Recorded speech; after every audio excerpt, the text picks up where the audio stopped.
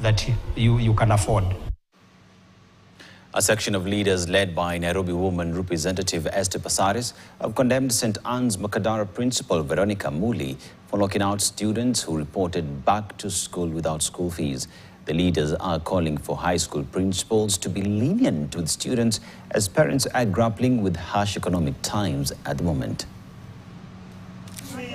Mwezi wa kwanza 20 unaniona hii shike check na hii sema clean angelo alafu tuko na very good. Juzi tumepeana lakini ile kitu ambayo ilitendeka St. Anne's ni mbaya, na ile kitu ambayo inaniumiza sana ni wale walimu ambao waliwaeka hao watoto nje usiku ni wamama. Inawezekana aje? Mama, unajua mtoto wa kike, saa ile unataka kurudisha mtoto wa kike, you have to hand over that child to the parents. Uwezi kupeana huyo mtoto ati nje ya boda.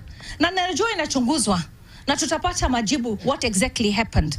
So wewe unapokuja kwa Mama Dago ama Mama Esther, ati mtoto hajaenda shule mpaka saa hii, anangojea Mama Dago na Mama Esther na wengine. Really? Hiyo uombe Mungu akutoe ndani. It is wrong. By the time November inafika, unafaa unajua kuna transport ya kurudisha mtoto shule. Saa ile Mama Dago anaingia Mama Esther, we are at halfway. Kwamba mtoto wangu aliarrive shuleni, najua nilimpeleka na 2,000, natafuta hizo zingine. Constructors are being asked to embrace new technologies in the industry. Now, Mwangi